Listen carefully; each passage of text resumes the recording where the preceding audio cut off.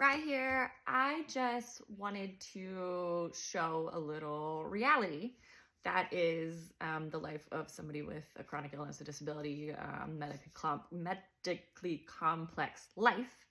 Some of you don't know this, but I mean, y'all know that I was born and raised in rural Virginia, but don't know that a big part of the reason that I moved to California was actually in search of healthcare and better healthcare opportunities for me, because I was just getting shut out everywhere I turned in Virginia. So I moved here in search of that. And I got really lucky with a primary care provider when I first moved here.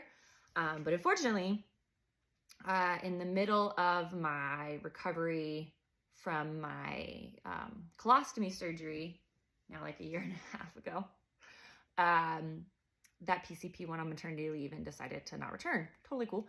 But I got placed with the replacement that I got placed with at my clinic. Amazing. Love her.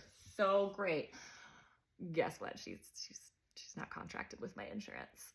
So your girl has just kind of been like paying for it and using her sporadically for the past year and a half, but it's time to get a new PCP. Now, if you're able-bodied or, just don't have a lot of medical issues, you're probably like, okay, what's the issue? Like, call your insurance and pick one. Oh God, I wish it was so easy. You see, having a rare disability like Ehlers-Danlos syndrome makes finding a decent primary care provider nearly impossible. Okay. So say I had any other disability or, say I had diabetes, right? There are lots of primary care physicians out there that specialize in diabetes management. You could just pick one, or pretty much pick any primary care provider that you wanted, because they all, know a bit about diabetes management. And if they don't, they would know to send you to an endocrine specialist who would be able to oversee your diabetes management. Now, let me set you up for the conversations that I have had with so many primary care providers. Hi, my name's Ryan. I'm going to be your new patient. I have Ehlers-Danlos syndrome, and I just need a little bit of guidance to kind of, set up my care. I'm a doctor now. I don't know anything about Ehlers-Danlos syndrome, so you probably need physical therapy. Yeah. Spoiler alert, I don't need physical therapy at this point right now. I don't have an active injury that I need to rehab, and I'm good. Really all we need as patients with Ehlers-Danlos syndrome or pretty much any rare condition, disability, whatsoever, it should not matter who your primary care physician is. Let me say that again. It should not matter who your primary care physician is. A primary care physician's job is to be your medical hub, to be the person that monitors your basic labs, your basic needs, and can outsource to things that they don't understand. The amount of times that I have gone to get a new primary care provider and kind of explained, I have a disability. It requires a lot of specialists for almost every body system. I don't need a lot from you other than trust and maybe a little bit of research behind my disability if you want to help me more. Otherwise, I'll come to you and say, hey, I need to be seen for X, Y, and Z. I've been doing this a long time. So many of them have been so resistant to doing any research at all about my disability, and just saying, okay, well, we'll find you an Ehlers-Danlos specialist.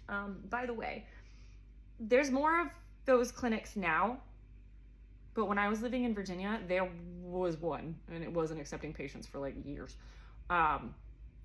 So those don't exist. We also have a lot of pushback from rheumatology, because rheumatologists, it's a collagen disorder.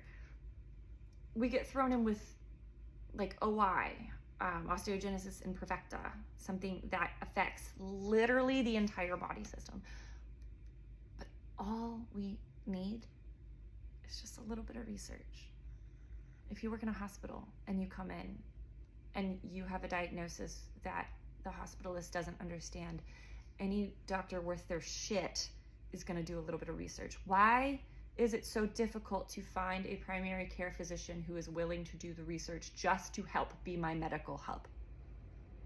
Someone please answer me this. I've literally had doctors, after I explained to them my medical journey, they realize that I know my shit.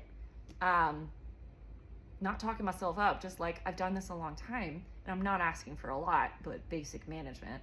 And they're just like, so has anyone ever helped you? And I'm like, no, not really. I manage my own care. And they're like, wow. And that's it.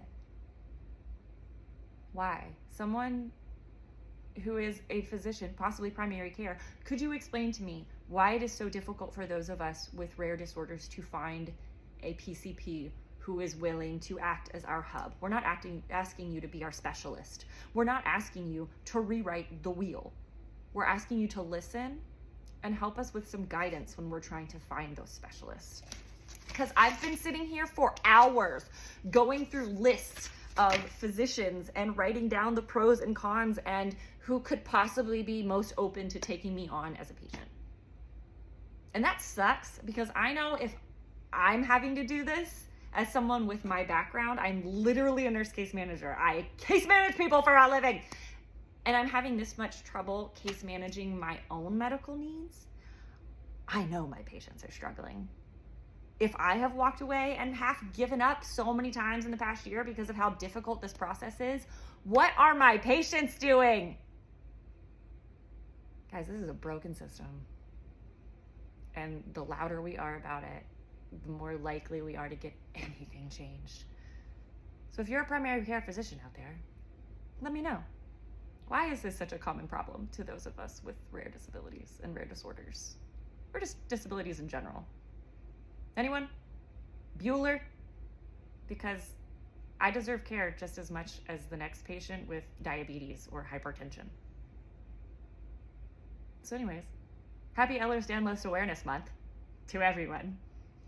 I'm going back to my list.